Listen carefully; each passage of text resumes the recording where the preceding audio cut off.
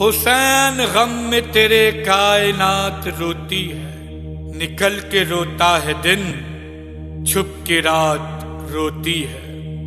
نحمده ونصلي ونسلم على رسوله الكريم اما بعد فاعوذ بالله من الشيطان الرجيم بسم الله الرحمن الرحيم انما يريد الله ليذهب عنكم الرجس اهل البيت ويطهركم تطهيرا صدق الله العلي العظيم۔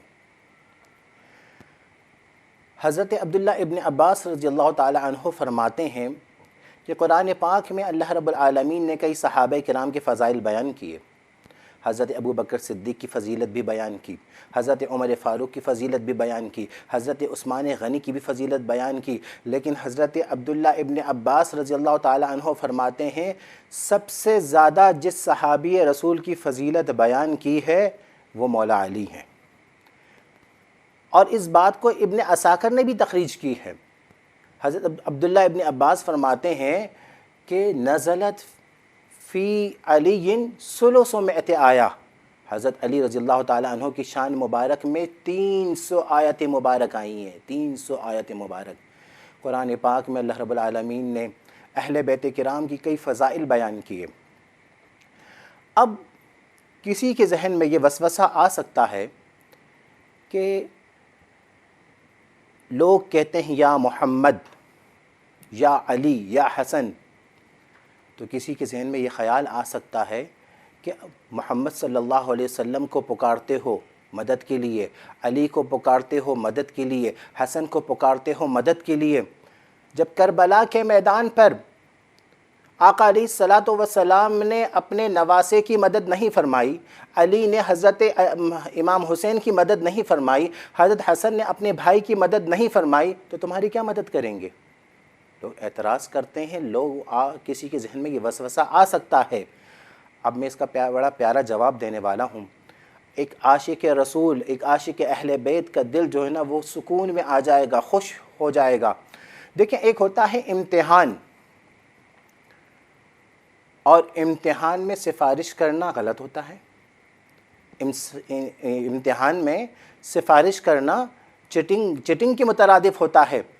اگر کوئی پرنسپل ہے، کوئی پروفیسر ہے، کوئی ٹیچر ہے، وہ اگر چاہتا ہے کہ اس کا بیٹا کامیاب ہو تو وہ کبھی بھی چٹنگ نہیں کروائے گا، اس کی سفارش نہیں کروائے گا، بس وہ چاہے گا کہ میرے بچہ کامیاب ہو جائے، میرا بیٹا جو ہے وہ اس کے اندر کوالٹی پیدا ہو جائے، تو وہ اس کی ہر طرح سے اس کی سفارش نہیں کرے گا، بلکہ اس کو سکھانے کی کوشش کرے گا، اس کے لیے دعائیں کرے گا۔ تو یاد رکھیے، ایک جو پہلی کلاس کا بچہ ہوتا ہے اس کا اس لیول کا امتحان ہوتا ہے، ایک میٹرک کا اسٹوڈنٹ ہوتا ہے اس کا اس لیول کا امتحان ہوتا ہے، ایک MBBS کر رہا ہوتا ہے اس کا اس لیول پر امتحان ہوتا ہے۔ اگر کوئی شخص روزہ رکھتا ہے اور روزہ رکھنے کے بعد بالکل آخری ٹائم بچا ہے، اب اس سے بھوک برداشت نہیں ہو رہی، پیاس برداشت نہیں ہو رہی، تو کیا کریں گے؟ اس کو پانی پلا دیں گے؟ ہرگز پانی نہیں پلائیں گے نا۔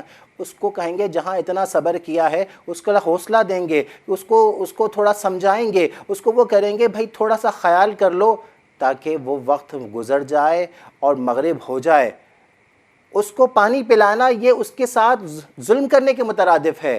تو یاد رکھیے، جب چھوٹا بچہ ہوتا ہے اس کا اس لیول پر امتحان ہوتا ہے۔ اسی طریقے سے کوئی مومن ہے تو وہ جنتی ہے، اور جنتی کے متعلق، مومن کے متعلق حضور فرماتے ہیں الدنیا سجن للمؤمن، دنیا جو ہے مومن کے لیے قید خانہ ہے۔ وہ مومن جو ہے اپنی خواہشات کو قربان کرتا ہے، صبح فجر کے ٹائم پہ اپنے آرام کو قربان کرتا ہے، اور دن میں رمضان المبارک کے دوران جو ہے وہ روزے رکھ کر، وہ کھانے پینے سے اپنے آپ کو روک کر اپنی نفس کو ختم کرتا ہے، نفس کی جو ہے وہ خواہشات کی قربانی دیتا ہے، اپنا پیسہ کمایا ہوا زکوٰۃ کی شکل میں وہ جو ہے پیسہ دیتا ہے، وہ اپنے آپ کو قربان کرتا ہے، تو اس کو وہ درجہ ملتا ہے مومن کا، اور مومن جو ہے وہ جنتی ہے۔ تو دیکھیں، یاد رکھیں، مومن جو ہے اس کا اس لیول کا امتحان ہے۔ کوئی ولی ہے تو اس کا اس لیول کا امتحان ہے، قطب ہے تو اس کا اس لیول کا امتحان ہے، نطب ہے تو اس کا اس لیول کا امتحان ہے، قلندر ہے تو اس کا اس لیول کا امتحان ہے، غوث ہے تو اس کا اس لیول پر امتحان ہے، اور غوث اعظم ہے تو اس کے اس حساب سے امتحان ہے۔ تو حضرت امام حسین کریم رضی اللہ تعالی عنہما جو ہیں وہ جنت کے نوجوانوں کے سردار ہیں۔ تو امتحان بھی ان کا اس لیول کا ہوگا۔ کربلا کے میدان پر یہ جو اعتراض کیا جاتا ہے کہ حضرت علی نے، آقا علیہ الصلوۃ والسلام نے مدد نہیں فرمائی، تو یاد رکھیے امتحان میں مدد نہیں کی جاتی ہے، امتحان میں سفارش نہیں کی جاتی ہے۔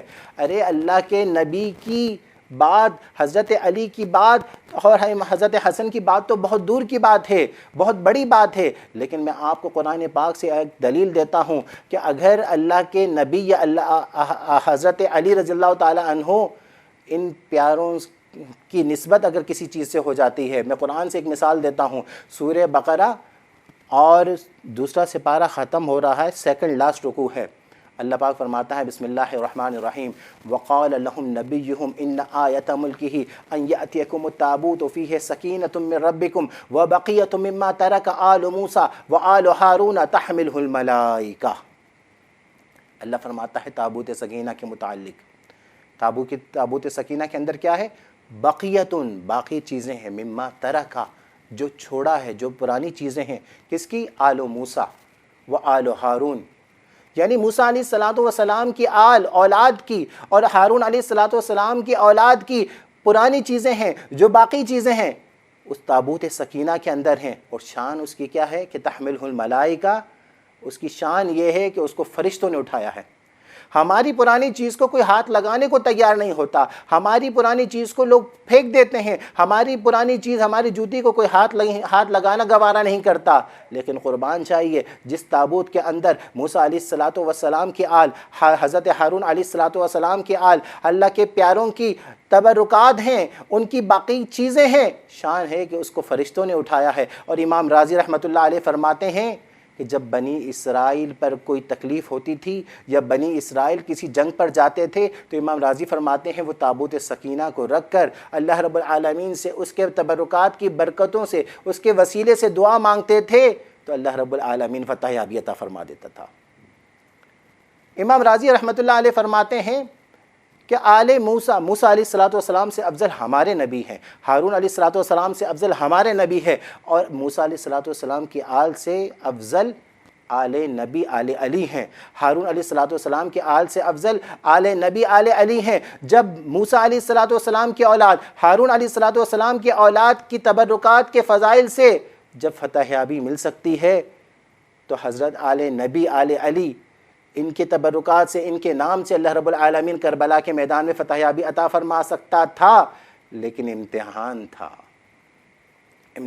تھا۔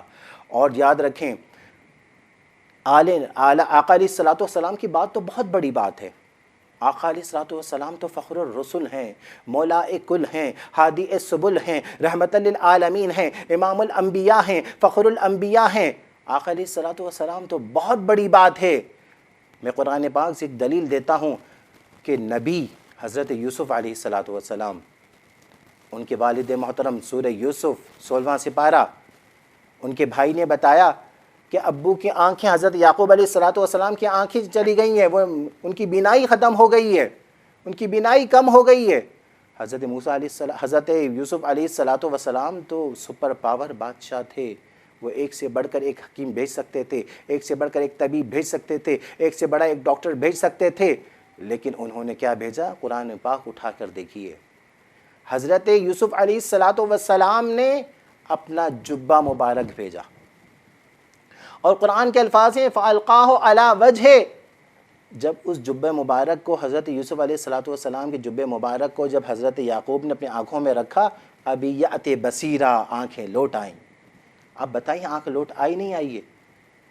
ارے آقا علیہ السلام تو بہت بڑی بات ہے۔ یوسف علیہ السلام کی جس چیز سے نسبت ہو گئی، اللہ رب العالمین اس کے صدقے آنکھوں میں نور عطا فرما سکتا ہے، تو آقا علیہ السلام کے صدقے کربلا کے میدان میں اللہ رب العالمین کرم نوازی فرما سکتا تھا، لیکن آقا علیہ السلام جانتے تھے کہ امتحان ہے۔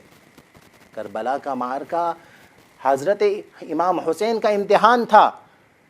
شیخ ابو الحسن خرقانی رحمۃ اللہ علیہ کا واقعہ آپ نے سنا ہوگا کہ جب کیا نام ہے سومناتھ کا مندر جو ہے، محمود غزنوی نے کافی دفعہ حملے کیے، لیکن ان کو فتح یابی نہیں ملتی تھی، اور کئی دفعہ حملہ کرنے کے بعد جب فتح یابی نہیں ملی، اپنے مرشد شیخ ابو الحسن خرقانی رحمۃ اللہ علیہ کے دربار میں حاضر ہوئے اور عرض کیا کہ میں نے کئی دفعہ سومناتھ کے مندر پر جو ہے وہ کوشش کی ہے لیکن کامیابی نہیں ملتی۔ تو شیخ ابو الحسن خرقانی رحمۃ اللہ علیہ نے فرمایا میرا یہ جبہ لے جاؤ، جب جنگ شروع ہو تو اللہ رب العالمین سے میرے یہ جبے کی، میرے یہ لباس کی وسیلہ دے کر اللہ سے دعا کرنا، اللہ رب العالمین کرم نوازی فرمائے گا۔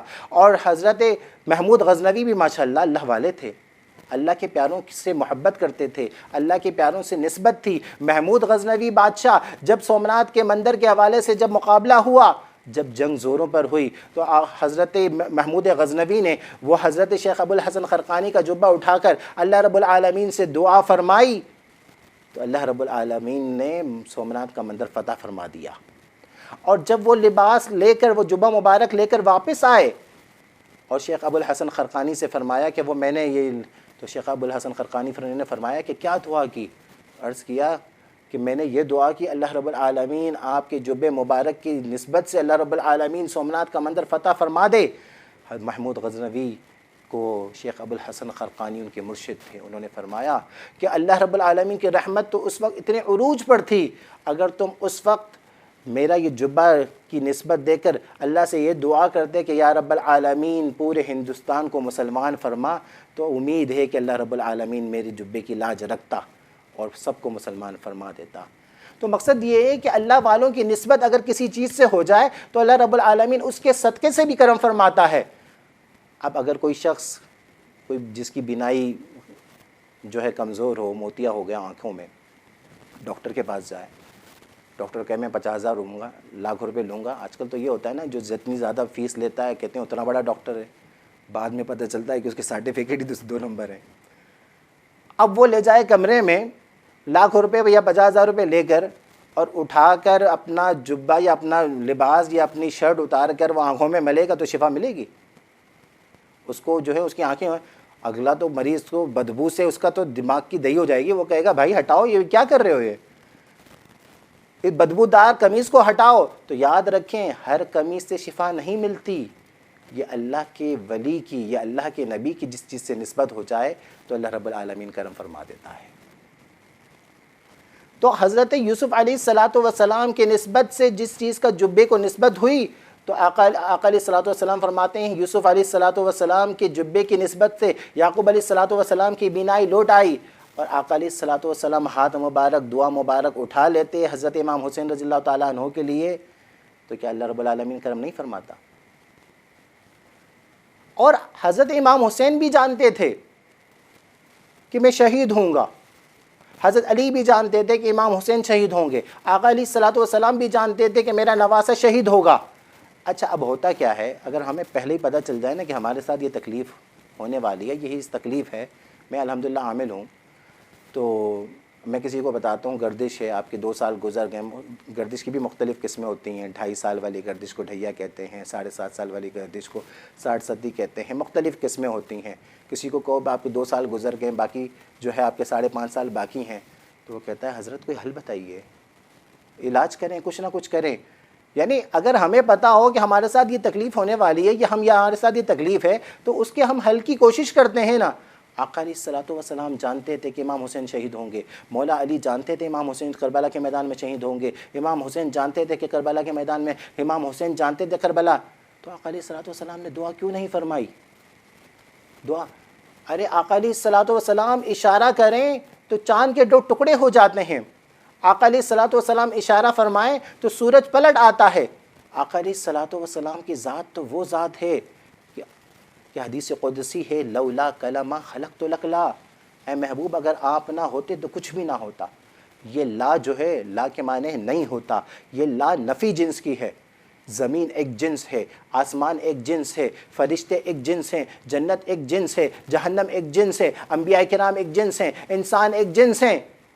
اور اللہ فرماتا ہے حدیث قدسی لولا کلمہ خلقت لک لا، اے محبوب اگر میں آپ کو پیدا نہیں کرتا تو کچھ بھی نہیں پیدا کرتا، یعنی نہ زمین کو پیدا کرتا، نہ زمان کو پیدا کرتا، نہ مکی کو پیدا کرتا، نہ مکان کو پیدا کرتا، نہ عرش کو پیدا کرتا، نہ فرش کو پیدا کرتا، نہ انبیاء کرام کو پیدا کرتا، نہ اس انسان کو پیدا کرتا۔ یہ سب تمہارا کرم ہے آقا کے بعد اب تک بنی ہوئی ہے۔ لولا کلما خلقت الدنیا، اے محبوب اگر آپ کو پیدا نہیں کرتا تو دنیا ہی نہیں بناتا. لولا کلما خلقت لک افلاک، اے محبوب اگر آپ کو پیدا نہیں کرتا تو کوئی افلاک نہیں بناتا. یہ سب تمہارا کرم ہے آقا کے بعد اب تک بنی ہوئی ہے. آقا علیہ الصلوۃ والسلام ہاتھ مبارک اٹھاتے تو کیا دعا قبول نہ ہوتی؟ اور آقا علیہ الصلوۃ والسلام جانتے تھے، بخاری شریف ہے، حضرت ام فضل رضی اللہ تعالی عنہا آقا علیہ الصلوۃ والسلام کی چچی ہیں، حضرت عباس رضی اللہ تعالی عنہ کی زوجہ محترمہ ہیں. وہ آئیں آقا علیہ الصلوۃ والسلام کے دربار میں. آقا علیہ الصلوۃ والسلام کی آنکھوں میں آنسو تھے. آقا علیہ الصلوۃ والسلام کو دیکھیں، آنکھوں میں آنسو ہونا، یہ دل کا غمگین ہونا، اس کی اجازت دیتا ہے. کوئی بھی تکلیف ہو، سوگ میں بھی شریعت جو ہے آنکھوں میں یعنی رونے کی، یہ دل کے غمگین ہونے کی اجازت دیتا ہے. مارم پیٹنا یا کپڑے پھاڑنا، یہ دونوں چیزوں کی اجازت نہیں ہوتی ہے. آقا علیہ الصلوۃ والسلام کے آنکھ مبارک سے آنسو بہہ رہے تھے. حضرت ام فضل نے عرض کیا، یا رسول اللہ آپ کیوں رو رہے ہیں؟ تو آقا علیہ الصلوۃ والسلام نے فرمایا، چچی حسین کو میری امتی شہید کر دیں گے. حضرت ام فضل نے عرض کیا، یا رسول اللہ آپ کی امت، آپ کے نواسے رسول حسین کو شہید کریں گے؟ آقا علیہ الصلوۃ والسلام نے فرمایا، بالکل میری امتی جو ہے میرے حسین کو شہید کر دیں گے. اس کے بعد آقا علیہ الصلوۃ والسلام نے حضرت ام سلمہ زوجہ محترمہ کو بلایا. حضرت ام فضل بھی موجود، دیگر ازواج کرام بھی موجود، حضرت ام سلمہ بھی موجود. بخاری شریف میں آتا ہے آقا علیہ الصلوۃ والسلام نے ایک بوتل لی، اس میں مٹی تھی، اور فرمایا حضرت ام سلمہ سے کہ اس بوتل کو سنبھال کے رکھو. اب ذکر جو چل رہا تھا، حضرت ام فضل چچی سے بات چل رہی تھی، تو آقا علیہ الصلوۃ والسلام وہ بوتل جو ہے حضرت ام فضل اپنی چچی کو دے سکتے تھے، دیگر ازواج کرام کو دے سکتے تھے. آقا علیہ الصلوۃ والسلام نے نہ حضرت ام فضل کو دیا، نہ دیگر ازواج محترمہ کو دیا، کسی کو نہیں دیا، بلکہ اپنی زوجہ محترمہ ام سلمہ کو دیا، اور فرمایا سلمہ جب یہ اس بوتل کی مٹی خون ہو جائے تو سمجھ جانا میرا حسین شہید ہو گیا ہے. تو آقا علیہ الصلوۃ والسلام نے حضرت ام سلمہ کو کیوں دیا، دیگر ازواج کرام کو کیوں نہیں دیا؟ حضرت ام فضل سے ذکر کیا لیکن ان کو کیوں نہیں دیا؟ اسی لیے اس میں آقا علیہ الصلوۃ والسلام کی غیب کا علم ہے. آقا علیہ الصلوۃ والسلام جانتے تھے کہ جب 60 سال کی عمر میں امام حسین شہید ہوں گے تو ام فضل نہیں ہوں گی. اللہ کے حکم سے آقا علیہ الصلوۃ والسلام جانتے تھے جب 60 سال کی عمر میں امام حسین شہید ہوں گے تو آقا علیہ الصلوۃ والسلام جانتے تھے کہ میرے دیگر ازواج محترمہ نہیں ہوں گی. حضرت ام سلمہ کو آقا علیہ الصلوۃ والسلام کا یہ فرمان ہے کہ جب اس بوتل میں مٹی خون ہو جائے تو سمجھ جانا میرا حسین شہید ہوگا. حضرت ام سلمہ رضی اللہ تعالی عنہا کو اس لیے فرمایا کہ آقا علیہ الصلوۃ والسلام کو اللہ نے غیب کا علم عطا فرمایا تھا کہ حضرت ام سلمہ رضی اللہ تعالیٰ عنہ جو ہے اس وقت وہ مٹی کو دیکھیں گی. اس کا مقصد ہے کہ ام سلمہ رضی اللہ تعالیٰ عنہ حیات ہوں گی. اور حضرت ام سلمہ رضی اللہ تعالیٰ عنہ فرماتی ہیں کہ میں نے خواب میں دیکھ رہا کہ امام حسین، حضرت حسین رضی اللہ تعالیٰ عنہ شہید ہو گئے، اور جیسی میری آنکھ کھلی مدینے میں اپنے گھر پہ تھی، اور حضرت ام سلمہ فرماتی ہیں کہ میں فوراً گئی اور جا کر میں نے اس بوتل کو دیکھا تو وہ واقعی وہ جو ہے مٹی خون ہو گئی تھی. آقا علیہ الصلوۃ والسلام نے حضرت ام سلمہ رضی اللہ تعالی عنہا کو پہلے بتا دیا. تو آقا علیہ الصلوۃ والسلام جانتے تھے کہ میرا حسین شہید ہوگا. حضرت علی جانتے تھے، لیکن کربلا کا واقعہ، کربلا ایک امتحان ہے. اور ایک بات میں آپ سے عرض کرتا چلوں، دیکھیں دو چیزیں ہوتی ہیں، ایک ہوتا ہے آزمائش، ایک ہوتا ہے عذاب. آزمائش جو ہے اللہ فرماتا ہے بسم اللہ الرحمن الرحیم وَلَنَبْلُوَنَّكُمْ بِشَيْءٍ مِّنَ الْخَوْفِ، ہم آزماتے ہیں جس چیز سے خوف کے ذریعے، وَالْجُوعِ بھوک کے ذریعے، وَنَقْصٍ مِّنَ الْأَمْوَالِ مال کے نقصان کے ذریعے، وَالْأَنفُسِ وَالثَّمَرَاتِ جان کے نقصان کے ذریعے. یعنی اللہ نے فرمایا کہ ہم جب آزماتے ہیں تو ہم بھوک کے ذریعے آزماتے ہیں، ہم پیاس کے ذریعے آزماتے ہیں، ہم جو ہے نقصان کے ذریعے، مال کے نقصان کے ذریعے آزماتے ہیں، ہم بھوک کے ذریعے آزماتے ہیں، ہم جان کے نقصان کے ذریعے آزماتے ہیں. یاد رکھیے جب آزمائش ہوتی ہے تو تکلیف ہوتی ہے، جب آزمائش ہوتی ہے تو تکلیف ہوتی ہے.